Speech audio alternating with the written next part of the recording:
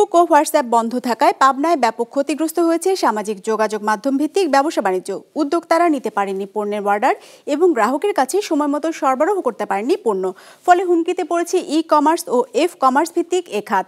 কর্মহীন দিন কাটাচ্ছেন 5 সহস্রাধিক উদ্যোক্তা। রাতুল ইসলাম সুমনের ক্যামেরায় প্রতিনিধি শহীদুল ইসলামকে সাথে নিয়ে উৎপল মির্জা রিপোর্ট। 250-টিরও বেশি ডিজাইন অপশন নিয়ে ওয়ালটন স্মার্ট ফ্রিজ, বোঝে আপনার প্রয়োজন। পাবনায় নারী উদ্যোক্তাদের নিয়ে সবচেয়ে বড় ফেসবুক গ্রুপ হচ্ছে হাংরি পাবনা, যে গ্রুপের সদস্য সংখ্যা প্রায় ৭৯,০০০, যেখানে ফেসবুকের মাধ্যমে যুক্ত হয়ে বিভিন্ন খাদ্য সামগ্রীর ব্যবসা করে জীবিকা নির্বাহ করেন নারী উদ্যোক্তারা। টানা প্রায় পক্ষকালব্যাপী সামাজিক যোগাযোগ মাধ্যম বন্ধ থাকায় চরম লোকসান গুনতে হচ্ছে তাদের। নেটওয়ার্ক বন্ধ থাকার কারণে আমাদের অনেক কাস্টমার আমাদের সাথে যোগাযোগ করতে পারেনি, এই জন্য আমাদের অনেক টাকা লস হয়েছে। মহিলারা যারা তারা অনলাইনেই কাজ করতেছি এখন সবাই মূলত। এখন যেই সাময়িক প্রেক্ষাপটের জন্য যে অনলাইনটা কিছুদিন বন্ধ ছিল, এটা আমরা মোটামুটি অনলাইন বেস যারা বিজনেসম্যান সবাই প্রচুরভাবে ক্ষতিগ্রস্ত হয়েছি। হাংরি পাবনা গ্রুপের মাধ্যমে আমার নারী উদ্যোক্তার অগ্রযাত্রা শুরু। আমার প্রতিদিন কয়েকজন মানুষের ক্যাটারিং সার্ভিস চলে, কিন্তু এই নেটওয়ার্ক বন্ধের জন্য পুরো ক্যাটারিং সার্ভিসটাই বন্ধ আছে। আমাদের সবারই হোমমেড খাবারের বিজনেস, আর হোমমেড খাবার ইন্টারনেট ছাড়া, নেট ছাড়া একেবারেই অসম্ভব। সারা বাংলাদেশে যারা আমরা মেয়েরা ঘরে কাজ করছি সবাই ক্ষতিগ্রস্ত হয়েছেন। এমনকি কুরিয়ারে যেসব মালপত্রগুলো ছিল তারা সেগুলোও নষ্ট হয়েছে। অনেক উদ্যোক্তাই খাদ্য সামগ্রী সহ পণ্যের অর্ডার নিতে পারেননি। এ গ্রুপের অ্যাডমিনের হিসাবে বন্ধের পর থেকে এ পর্যন্ত গ্রুপ সদস্যদের লোকসানের পরিমাণ প্রায় কোটি টাকা।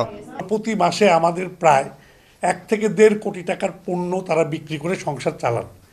এই 15 দিন বিদ্যুৎ নেটওয়ার্ক না থাকার কারণে আমাদের প্রায় 50 থেকে 60 লক্ষ টাকার ক্ষতি হয়েছে। প্রচুর উৎপাদিত পণ্য নষ্ট হয়েছে, খাবার যেহেতু আপনারা জানেন, প্লাস অনেক টাকার অর্ডার বাতিল হয়েছে। এই গ্রুপের মতোই পাবনায় ফেসবুক, হোয়াটসঅ্যাপ সহ বিভিন্ন সামাজিক যোগাযোগ মাধ্যম ভিত্তিক ব্যবসা করে জীবিকা নির্বাহ করেন আরও কয়েক হাজার বেকার যুবক। তাদেরও কাটছে কর্মহীন দিন।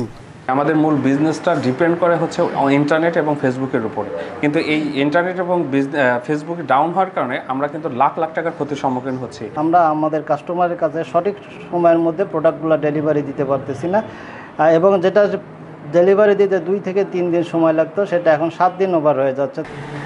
ফেসবুকে এসব যুবক জেলার ঐতিহ্যবাহী ঘি, মধু, সরিষার তেল, দই, মিষ্টি সহ নানা পণ্যের অর্ডার নিয়ে সরবরাহ করতেন সারা দেশের গ্রাহকদের কাছে।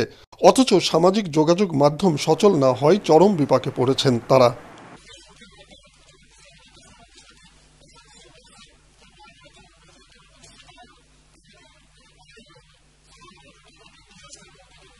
আমাদের এই নেট ব্যবস্থার সমস্যাটি সমাধান করে দ্রুত আমাদের এই স্মার্ট বাংলাদেশ গড়ার লক্ষ্যে ছোট উদ্যোক্তাদের সহায়তা কামনা করছি। স্মার্ট বাংলাদেশ গড়ার প্রত্যয়ে গড়ে ওঠা এসব অনলাইন ভিত্তিক ব্যবসা বাণিজ্য রক্ষায় ইন্টারনেট সেবা চালু সহ সামাজিক যোগাযোগ মাধ্যমের উপর বিধিনিষেধ তুলে নেওয়ার দাবি স্থানীয় উদ্যোক্তাদের। উৎপল মির্জা, বিজনেস রিপোর্ট, মাছরাঙা টেলিভিশন।